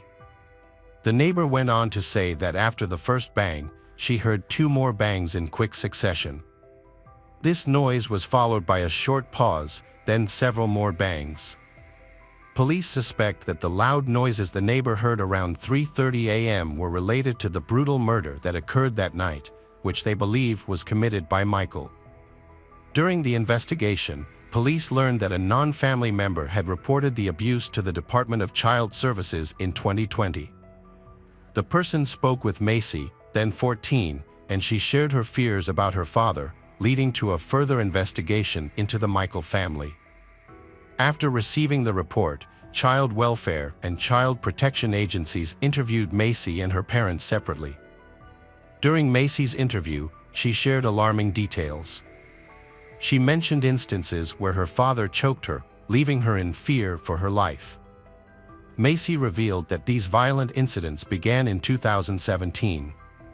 One incident involved her father grabbing her by the shoulders and pushing her against a piece of wooden furniture. When police spoke with Macy's father, Michael, he denied harming his daughter. He downplayed the seriousness of the incidents Macy described, calling them a misunderstanding. Michael attributed his emotional state to the death of his father and his brother's recent divorce. Michael admitted to taking his frustrations out on his eldest daughter. However, his wife, Tasha, chose not to file a criminal complaint against him. After an investigation, Child Protective Services, the Enoch Police Department, and the Iron County District Attorney's Office also decided not to prosecute because the case did not meet the criteria for prosecution. Additionally, a fatality assessment was conducted with Tasha, and according to her response, it did not indicate that her relationship with Michael was fatal. However, victim support services were provided to Tasha and the children in the months after the case was opened. Through conversations with Tasha's friends, the police developed a different view of Michael than the one he presented to the public. When visiting Tasha, her friends would often leave the kitchen faucet on to hide their conversations because Tasha suspected Michael was eavesdropping. To avoid giving Michael a reason to yell at Tasha, her friends would also help her with housework. Whenever they texted Tasha, she would reply with short, positive messages, possibly knowing that Michael might be reading them. This behavior suggested that Tasha was trying to maintain a positive appearance in front of Michael, implying that their marriage was not in trouble. Police investigating the case discovered that Michael displayed a high level of control over his wife, Tasha. He exercised this control in a variety of ways, including confiscating her car keys and phone to restrict her freedom. Additionally, Michael's reaction when Tasha purchased a $30 rug from Walmart to replace her dirty carpet raised further suspicions about his behavior. Tasha needed to buy a rug, but her husband, Michael, was angry and said it was a waste of money. Tasha talked to her friends about how her 7-year-old son, Amon, had begun to act like his father, imitating his father's bad behavior. When Tasha asked Amon to do something, he would say, "That's not my job," which worried Tasha because it showed that Amon was not taking responsibility and was not listening to her. This is similar to how Michael often ignores or dismisses Tasha's requests, and it seems that Amon is adopting similar habits. In 2022, Tasha made the rare decision to get a manicure as an act of self-care. However, her husband, Michael, objected and tried to limit her freedom. Despite this, Tasha still felt younger and more confident after getting her nails done. She decided to make this a monthly habit, but Michael strongly objected because of cost concerns. Tasha explained that it would only cost $25 a month, but Michael was still unconvinced. He argued that spending money on her nails would take away from the needs of her children, demonstrating a controlling attitude and a strong sense of financial responsibility. At the same time, Tasha began taking better care of herself and losing weight. This came after years of her husband, Michael, calling her fat and ugly. However, instead of being supportive, Michael becomes angry when she loses weight. He accuses her of being unfaithful, trying to explain away her change in appearance. Michael's controlling behavior escalates as he tries to order Tasha to stop losing weight. He begs her to stop because he fears that other men will find her attractive. This demand stems from his own deep insecurities and his need to control his wife's body and actions. Tasha's friends report an incident involving the family's kitchen table to the police. The table is broken and Tasha needs to replace it. However, her husband, Michael, refuses to provide the necessary funds. Frustrated by the situation, Tasha decides to take matters into her own hands. She decides to refurbish the old table, hoping to improve its appearance and functionality. Michael is unhappy with this decision because Tasha did not ask for his permission. This is not the first time this has happened. During the holiday season, Michael was very frugal with the family finances. Despite earning a substantial income from his job at All 8, he only gave $100 to each child for Christmas gifts. Tasha always wanted to give her children a full Christmas, but Michael's reluctance to add money made this difficult. He believed his income was legitimate and did not feel the need to provide more for the family. Michael's intense focus on reducing waste and conserving resources leads him to impose strict household rules on Tasha. She is required to wash and reuse plastic bags, no matter how many times they have been used. This adds to Tasha's responsibilities, leaving her feeling overwhelmed. Additionally, Michael's need for control also affects Tasha's hygiene and childcare habits. Michael requires Tasha to use wipes and, claiming that it is better for the environment and will save money. However, this makes Tasha feel uncomfortable and stressed. If she does not follow Michael's instructions, he will punish her severely. He makes it clear that disobedience will lead to a lot of trouble for her. This threat creates a sense of fear and submission in Tasha, leaving her with no choice but to comply with Michael's demands. According to Tasha's friends, she shared with them that Michael's abuse was initially directed at her during their marriage. However, in the late 2010s, Michael began abusing their children as well. Macy suffered greatly as the abuse escalated. Michael put a lot of pressure on Macy to get straight A's. The burden of these unrealistic expectations became too much for Macy to bear. Macy's friends reported another disturbing incident to the police. One evening, Michael came home to find Macy sitting with her head in her mother's lap. He became angry and told Macy to get up and clean her room. This left Macy deeply disturbed, as she recalled looking into her father's eyes and seeing hatred and evil. Police also discovered an incident involving 7-year-old Briley, who was playing with a changing table and would not stop when Michael told her to stop. This led Michael to blame his wife, Tasha, for their children's behavior, calling them the worst kids in the world, disrespectful and horrible. Furthermore, Michael would insult Tasha, calling her fat and ugly, all in front of their 5 children. Tasha decided to end her 20-year marriage to Michael after his abusive behavior and uncontrollable rages. This event made her realize the harm it was causing their children, and she knew she had to leave the marriage. Although the divorce was difficult for Tasha after 2 decades together, she prioritized the safety and well-being of her children over her commitment to the marriage. On December 21, 2022, Tasha filed for divorce from her husband, Michael. However, she requested that the divorce papers be delivered after the holidays, wanting one last normal Christmas for her 5 children before separating. Tasha anticipated that Michael's behavior would worsen once the papers were delivered, and she sought to shield their children from potential repercussions during the holidays. The divorce papers were delivered to Michael at his office on December 27th.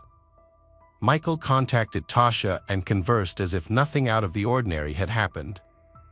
During the call, he asked Tasha to leave their home but demanded that she leave their children behind.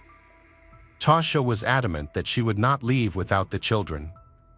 Tasha took the children to her mother's house in Lynn, Utah, despite Michael's objections. That evening, Michael went to his mother-in-law's house and asked Tasha to go out with him, but she refused. Tasha told friends that she felt uneasy being alone with Michael. After Tasha filed for divorce, her mother, Gail Earle, moved in to support Tasha and the children. However, Michael's behavior made the situation worse. Instead of leaving the house, Michael moved into the basement, which also served as a gym. He slept on a sleeping bag on the floor, used a pillow, and hung his clothes on a hanger on a couch outside the door. Tasha shared her concerns with her friends about a major problem she had discovered. She discovered that $220,000 had disappeared from the children's savings accounts. After further investigation, she discovered that Michael was responsible for secretly transferring money without telling her. Additionally, Tasha inherited several weapons from her late father, including shotguns and handguns. However, in early January 2023, she noticed that all of these weapons were missing from her home. A subsequent investigation revealed that Michael had taken these weapons, leaving Tasha and her family unprotected and vulnerable in the event of an emergency. Macy, the eldest daughter of Michael and Tasha, has told several friends that she supports her parents' divorce. She feels that the presence of her father, Michael, in the home has caused tension and she wishes for peace in the separation. Macy has even taken steps to document her father's behavior, secretly recording him with a hidden phone when he acts erratically. She has confided to a friend that she is gathering evidence to support her parents' divorce. However, her mother, Tasha, found the phone and took it away. Macy's younger sister, Briley, faced a difficult home life due to constant trouble. To escape, Briley often went to a neighbor's house, where she found comfort in playing with the neighbor's grandchildren, who were children about her age.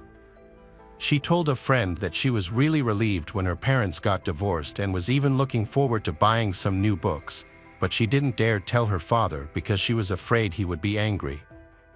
On January 3, 2023, Tasha met with her attorney to discuss her divorce from her abusive husband Michael. At the time, Michael was still living in the family home, but had recently moved into the basement, which provided Tasha with some relief. Her attorneys asked her if she ever felt concerned for her safety or that of her children because of Michael's erratic behavior. Despite Michael's occasional outbursts, Tasha told her attorneys that she never felt her safety or that of her children was threatened. In retrospect, it is clear that Tasha's optimism and misplaced trust in her husband were tragically misplaced. The investigation into the shooting of Michael Haight's family was a difficult and disturbing process for police as they reconstructed the events that led to the tragedy. A chilling discovery emerged from digital evidence collected from the family's computers and cell phones. On December 30th, just days before the shooting, Michael made a disturbing Google search at 10:41 p.m. He searched for information about guns and shootings, which, combined with other evidence, suggested a dark intent. Search queries included questions about how loud a 9mm gun is, how to recognize a gunshot, and what to do if you hear a gunshot in your neighborhood. In a letter Michael wrote before he took his own life, he said he would rather rot in hell than endure what he described as his wife's controlling behavior. Michael expressed that he could not endure the situation for another day and was determined to end the manipulation and control he had endured. Michael's letter expressed deep frustration and despair. He had repeatedly asked for help, but no one seemed to listen. In this letter, Michael emphasized his determination not to become a burden to society. The details of the letter he left behind shocked and disbelieving many. Michael's actions were calculated and premeditated. He had planned the murder carefully, ensuring that his wife and children would not find out until it was too late. Welcome back, detectives. Let's dive into another horrible case. The case of Zoe Sarnacki. Zoe Sarnacki was born on March 25, 1991, in Portland, Maine, a city in the northwest of the United States. She was raised in a loving family consisting of her parents, John and Linda Sarnacki, her brother Gregory, and two half-sisters, with whom she still maintains a close relationship. Zoe's father, John, worked as a construction worker and provided well for the family. As a result, Zoe was exposed to a variety of creative activities from a young age, which led to her strong interest in art. Her family also loved animals and had 5 cats at home. As Zoe grew older, she became increasingly curious and developed a strong desire to travel and experience different cultures. She also adopted a vegan lifestyle, choosing to consume only plant-based foods and avoiding animal products. Zoe was raised in an ecologically conscious culture that prioritized animal welfare, environmental conservation, and healthy living. This culture played a major role in shaping her personality. By the time she started high school in 2005, Zoe had already built up a large group of friends who considered her to be cheerful, enthusiastic, and friendly. However, things changed in 2008 when Zoe made a shocking decision on her 17th birthday. She decided to drop out of school. Her friends and family were surprised by the decision, and her parents were particularly unhappy with her choice. Despite this sudden change, Zoe's former classmates remember her fondly, describing her as a kind and loving person. A few months after leaving school, Zoe found a job at a local bakery and cafe called Bagel Works, marking the beginning of a new chapter in her life. On March 25, 2009, Zoe's 18th birthday, she was looking forward to getting a tattoo on one of her arms. Inspired by the works of Austrian artist Gustav Klimt, she had a clear idea of the design she wanted. Zoe went to a tattoo parlor in the Old Port area. There, she met 27-year-old tattoo artist Chad Gurney. They quickly formed a bond, and after just a few days of meeting, Zoe agreed to start a romantic relationship with him. Notably, their 9-year age gap did not stop her from pursuing a relationship with Chad. Chad had a unique background. Born and raised in Maine, he attended Wells High School, where he was known as the goalie for lacrosse, a competitive sport played between two teams using a small rubber ball and a long-handled stick. After graduating from high school, Chad moved to Lynchburg, Virginia, to attend Liberty University, an institution known for its ties to the famous evangelical pastor Jerry Falwell. Chad has many tattoos on his body, most of which depict aliens. One design stands out, a gray alligator tattoo. In the context of tattoos, alien designs can mean two things. One is that the person believes in the existence of beings from other planets, and two is that it reflects the personality of the person wearing the tattoo, who is trying to say that they do not fit into this world, that they are different from others, and that they are unique. As for the reptile tattoo, it is said to symbolize danger and hostility, a predator to be avoided. Before moving to Portland in 2005, Chad had a difficult time recovering from a near-fatal car accident in Alabama that had occurred 4 years earlier. On a trip to a lacrosse game, a local van carrying players and coaches was hit from behind by a car and pushed into the oncoming lane, where it collided with a large truck. The impact threw Chad from the van and he nearly lost his leg. He has undergone approximately 20 surgeries due to severe head injuries. Chad underwent a psychiatric evaluation following his accident, which revealed that he had cognitive impairments. These impairments affected his speech, memory, and mathematical reasoning. After the accident, Chad received a large settlement from a lawsuit, allowing him to become financially independent. Years later, in 2007, Chad sought treatment for anxiety and depression. He was diagnosed with post-traumatic stress disorder and organic personality disorder. In 2009, Chad traveled to Hawaii alone, where he met Zoe. Chad and Zoe began dating and decided to have an open relationship, which meant they were free to see other people. After starting their relationship, Chad continued to travel. In May 2009, he took a weekend trip to Vancouver, a city in Canada. When Chad returned to Portland, Zoe confessed to him remorsefully that while he was away, she had had an affair with another man and had sex with him. At first, Chad did not seem to mind the affair, as they had previously agreed to maintain an open relationship. However, after this confession, Chad changed and began to insist that Zoe quit her job and go with him to Thailand. Zoe refused him, not knowing the devastating consequences that would follow. On May 25, 2009, Zoe came to Chad's apartment and took a nap because she was tired. While she was sleeping, Chad violently attacked her. He grabbed her by the neck, hit her in the head, and strangled her until she died. After Zoe died, Chad continued to commit crimes, including having sex with her body and then decapitating her. After committing the crime, Chad showered, dressed and drove to a nearby gas station to fill up the tank, showing a disturbing calmness after committing such a heinous act. Chad returned to his apartment, where he poured petrol over Zoe, creating a trail of fuel leading to the front door. He then set it on fire. Before the fire spread throughout the apartment, Chad quickly grabbed a backpack filled with items for his trip to Thailand, a laptop and a handgun. After the apartment was completely engulfed, Chad went to an ATM to withdraw cash and then checked into the Old Orchard Beach Motel, where he relaxed in the hot tub. A 911 call was made and emergency services were alerted to the fire at Chad's apartment.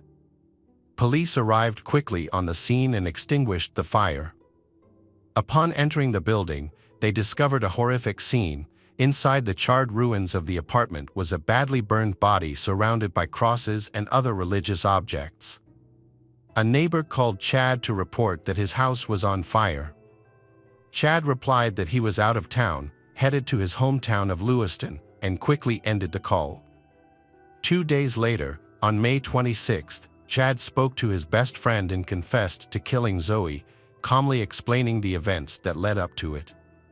He appeared rational, claiming that he was exhausted from the pain and had lost control of himself.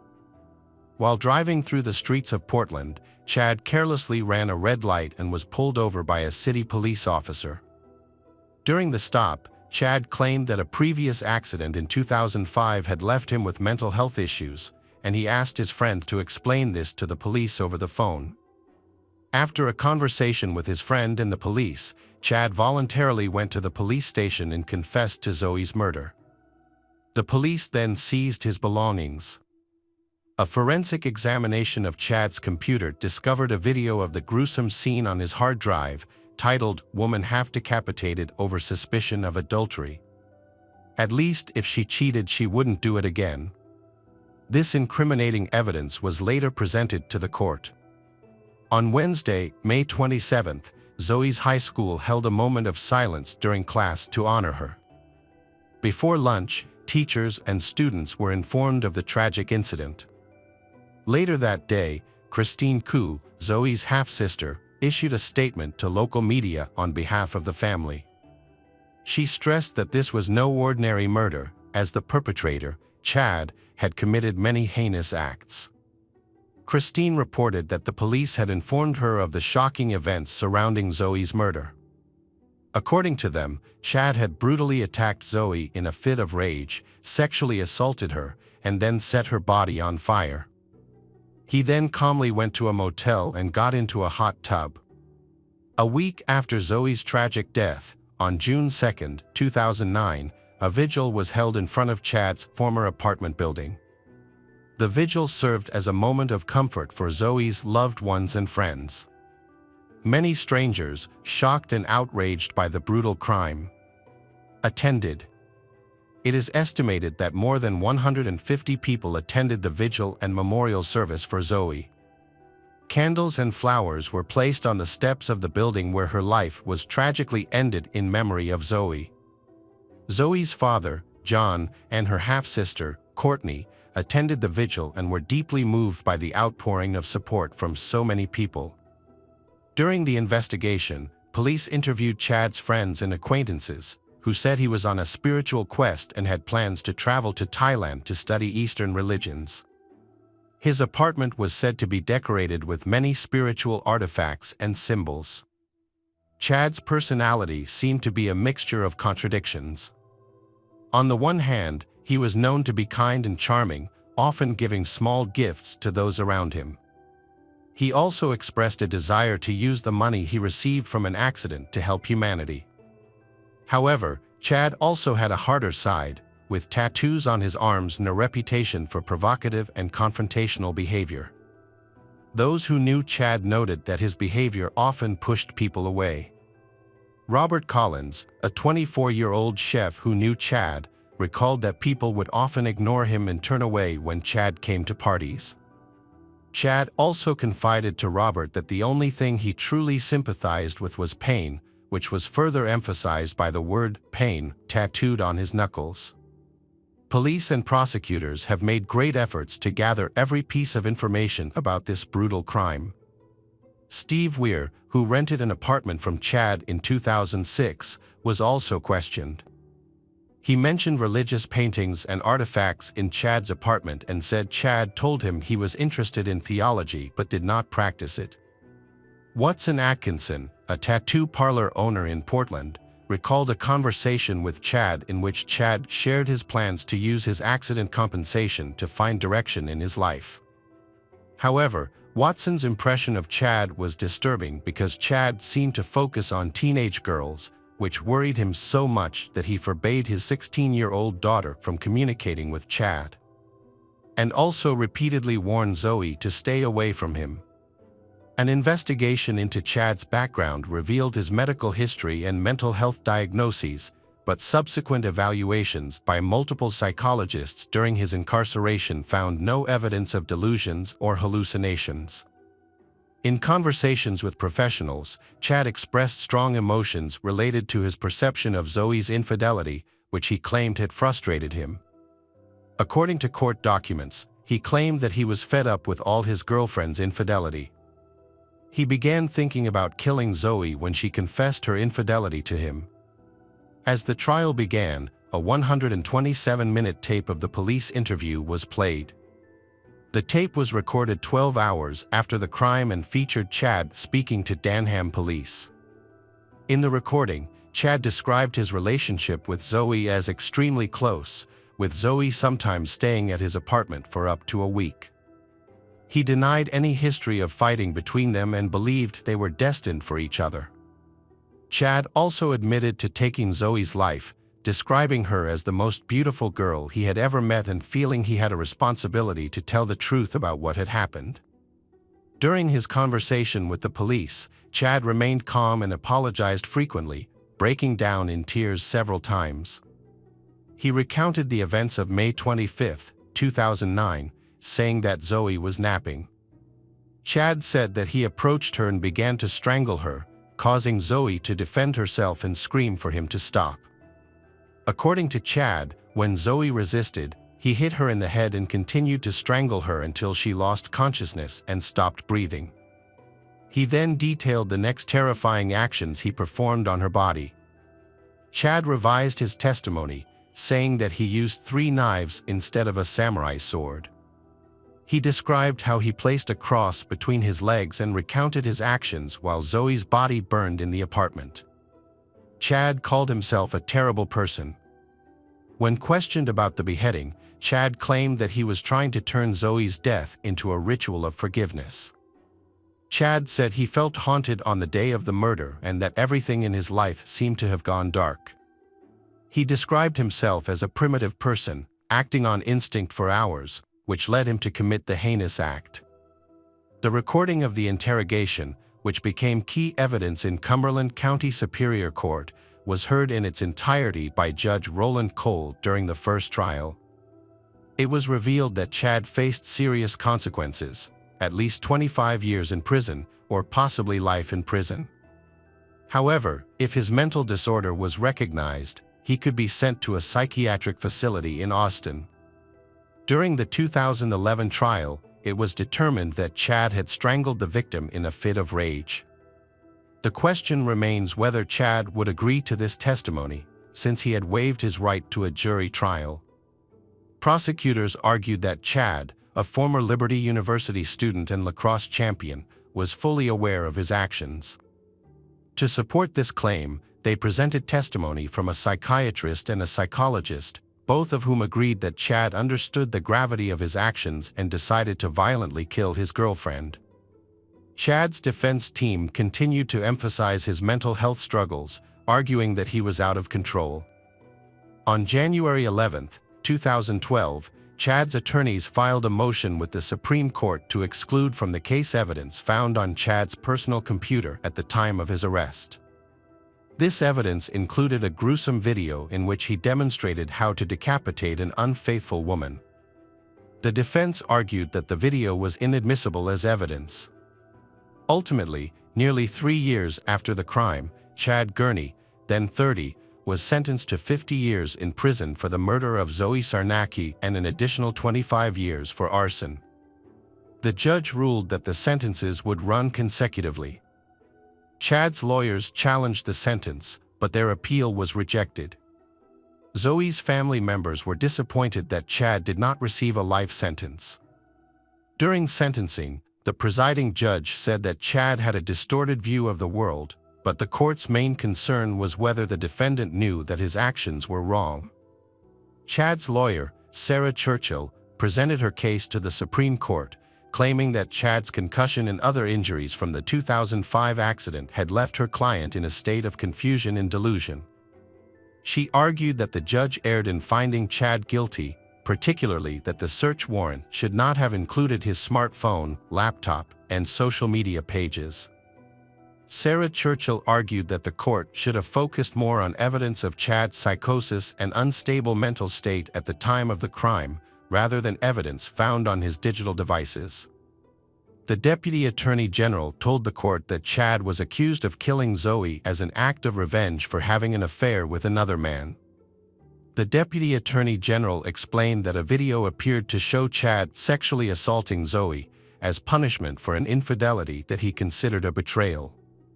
The Deputy Attorney General clarified that the prosecution did not use any information from social media to build its case against Chad.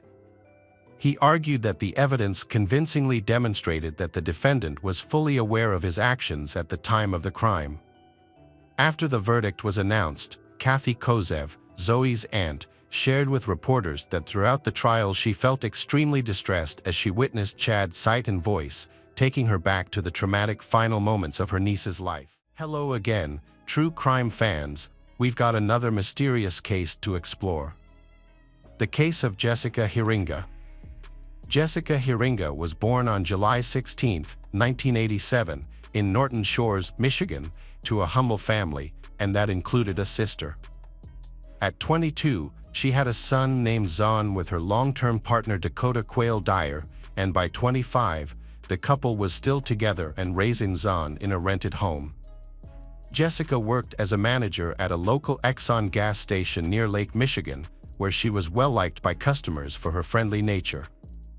She often worked extra hours to provide for Zahn, and her ambition was evident in her diary entries, which expressed her desire to pursue a college degree in accounting.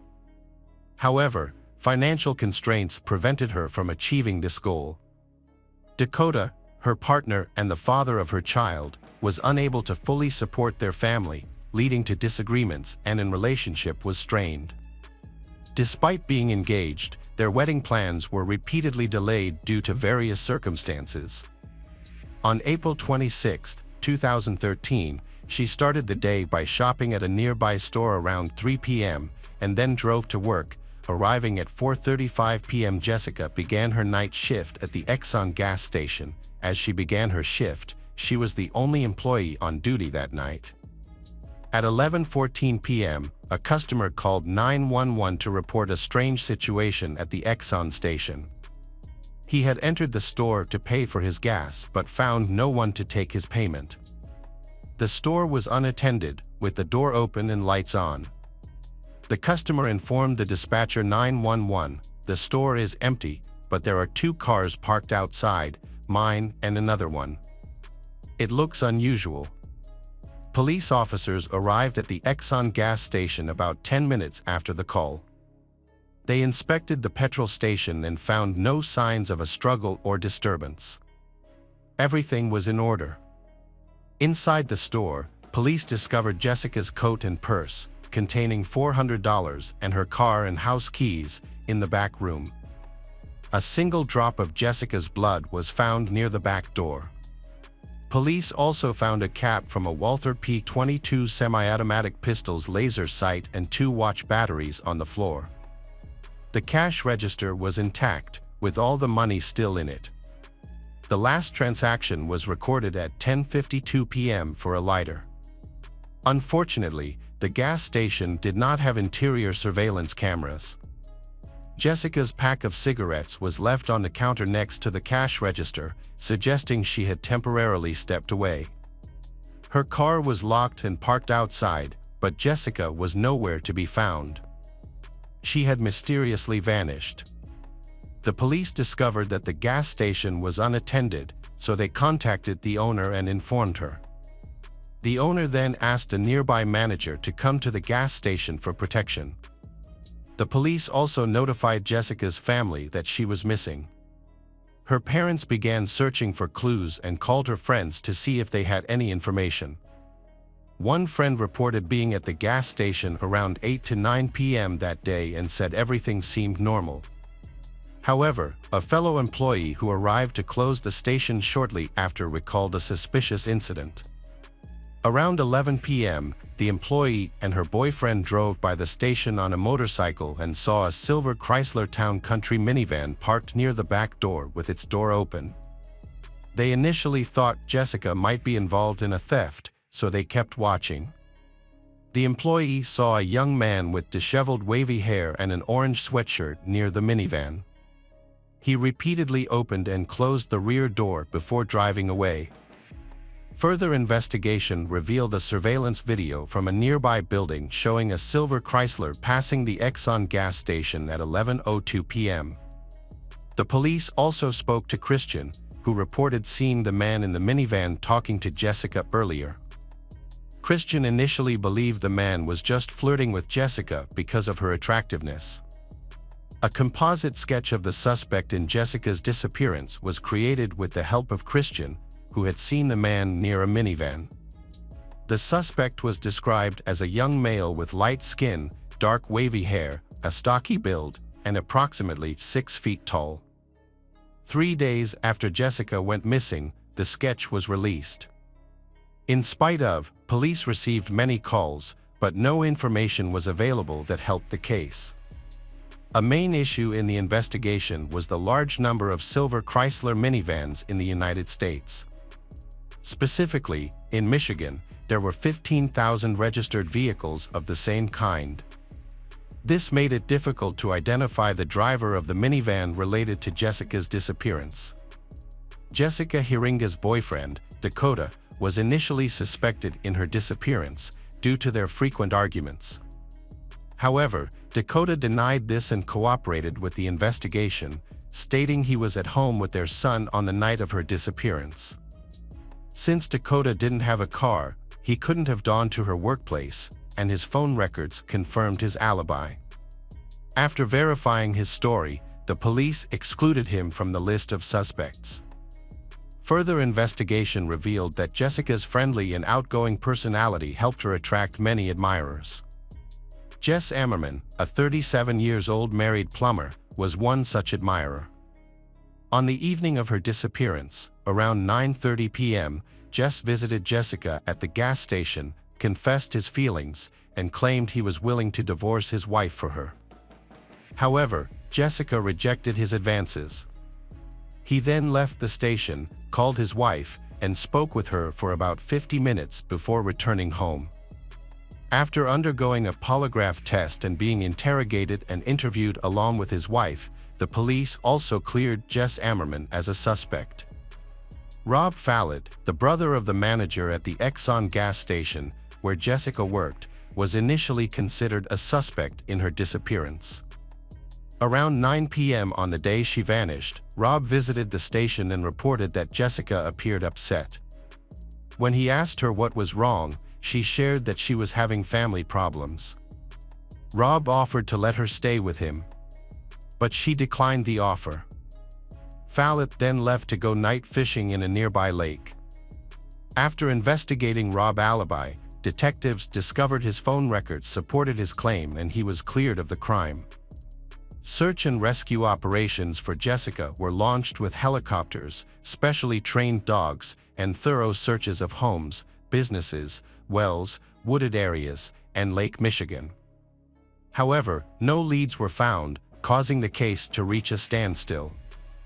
About a year later, in February 2014, a similar incident occurred in Michigan.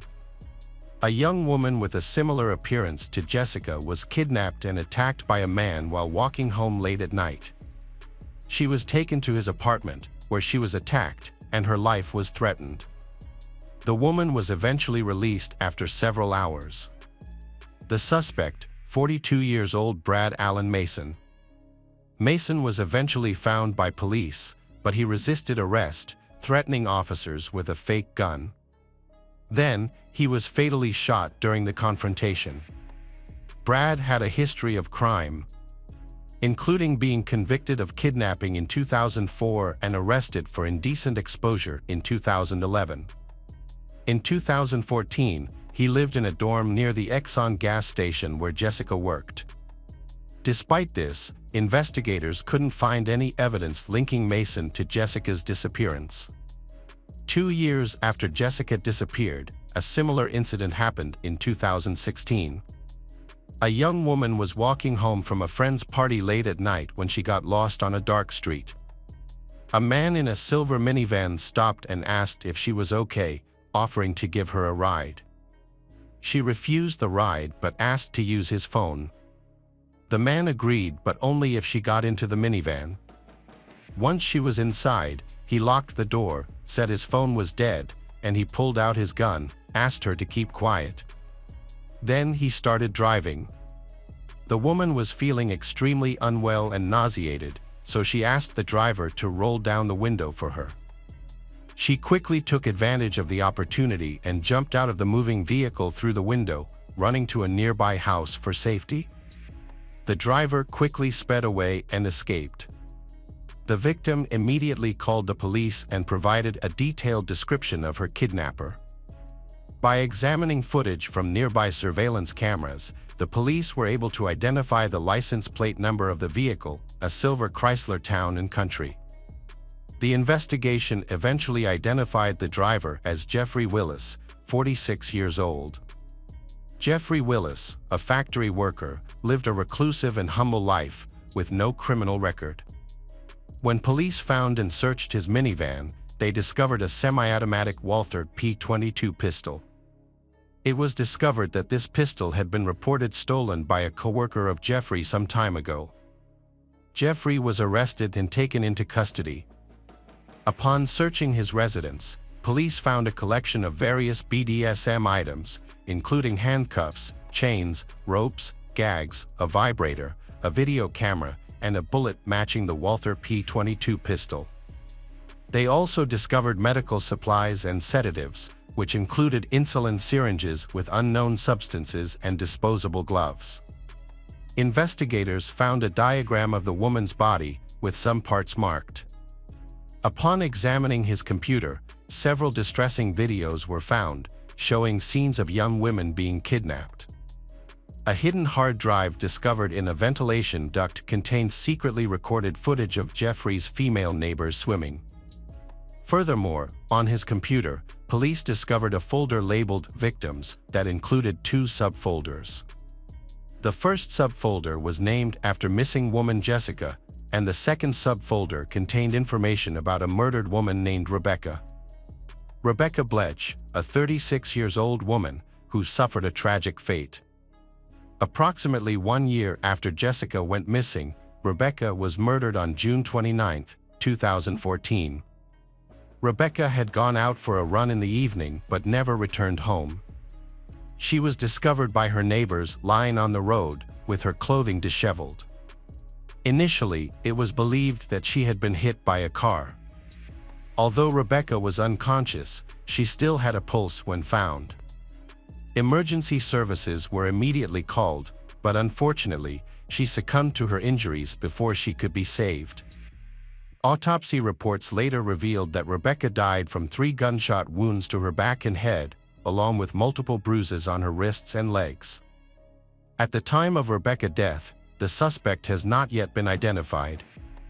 However, 2 years after Jeffrey's arrest, investigators uncovered new evidence linking Rebecca's murder to the handgun found in his small truck. Prosecutors alleged that Jeffrey had attempted to abduct Rebecca and bring her back to his home, but when Rebecca resisted, he shot her and fled the scene. Despite his denial, Forensic analysis discovered Rebecca's DNA on a glove found in Jeffrey's residence. As a result, he was convicted of Rebecca's murder and received a life sentence. While serving his sentence, Jeffrey faced additional charges related to the kidnapping of Jessica, despite he consistently denying any involvement in her disappearance. Nonetheless, a review of his phone records revealed that he was present at the Exxon gas station where Jessica was last seen on the night she vanished. He then went to his grandfather's house, about 13 minutes from the station. When police arrived at that house, they discovered something surprising. Although the front door was secured with heavy locking, the police were able to break in easily. What they discovered was disturbing. In the basement, they found a large stash of cleaning supplies, including various powders and bleaches, that had all been manufactured in early 2013, around the same time Jessica disappeared. It was found that Jeffrey had been absent from his job on April 27, 2013, the day after Jessica's disappearance. Colleagues reported that his absence was unusual. When he returned to work a few days later, he had noticeable deep scratches on his face and hands. This has made people who know him suspicious. A woman who visited the gas station on April 25, the evening before Jessica vanished, contacted the police. She had arrived at the station late that evening and expressed her concern to Jessica about being alone at such a late hour. Jessica acknowledged her concern with a nod. At that moment, an unknown man inside the station overheard the conversation and reassured the visitor, saying, "Don't worry, Jessica has customers who look after her." The man then left the gas station. Despite the stranger's reassurance, the visitor remained concerned about Jessica's safety and waited in her car outside until Jessica finished her shift and headed home. Unfortunately, Jessica disappeared the following day. In 2016, the witness positively identified Jeffrey as the unknown man, recalling his presence at the gas station. Further investigation revealed that Jeffrey had frequently visited the Exxon gas station, interacting with Jessica at least 15 times prior to her disappearance. Kevin Bloom, a 48-year-old prison guard and Jeffrey's cousin, was arrested. During questioning, Kevin's statements were inconsistent, ultimately leading him to confess. He revealed details about Rebecca's death that were not publicly known at the time, and also admitted to helping Jeffrey hide Jessica's body. Kevin described how, on April 27, the day after Jessica's abduction, Jeffrey invited him to a party at his house. When Kevin arrived, he found Jessica lying lifeless and bound on the floor. Kevin and Jeffrey wrapped Jessica's body in a sheet and drove to a forest, where Jeffrey had already dug a grave. They buried Jessica and then returned home. When the police asked Kevin to take them to the burial site, he had difficulty remembering the exact location. Despite searching the forest for a while, he was unable to pinpoint the spot where they had buried Jessica's body. The trial of Jeffrey began, even though Jessica's body had not been found. The prosecution presented strong evidence to charge Jeffrey with kidnapping and murder. They alleged that he had been stalking Jessica for a long time. On April 26, 2013, Jeffrey allegedly parked near the gas station's entrance, went inside, and hit Jessica on the head with his gun. During the assault, the gun's laser sight cover fell off, and Jessica's blood was flowing to the floor. Jeffrey then allegedly dragged she out through the exit, put her in the back seat of his car, and drove her to his late grandfather's house. Forensic analysis of Jeffrey's devices revealed that he saved photos and news articles about the search for Jessica on his computer. As investigators followed the case, they found that he used a password that included her initials and the date April 27, 2013. This suggests that April 27, 2013, was likely the day she died, one day after her disappearance. Jeffrey maintained his innocence, claiming he was at home on the night Jessica was kidnapped. His lawyers pointed out that there was no direct evidence linking him to the crime, and no DNA evidence belonging to Jessica was found in his home or vehicle. Jeffrey's defense team argued that Jessica had been struggling with serious substance abuse problems in the time before her disappearance, suggesting that her kidnapping might be connected to her involvement in the illicit drug trade.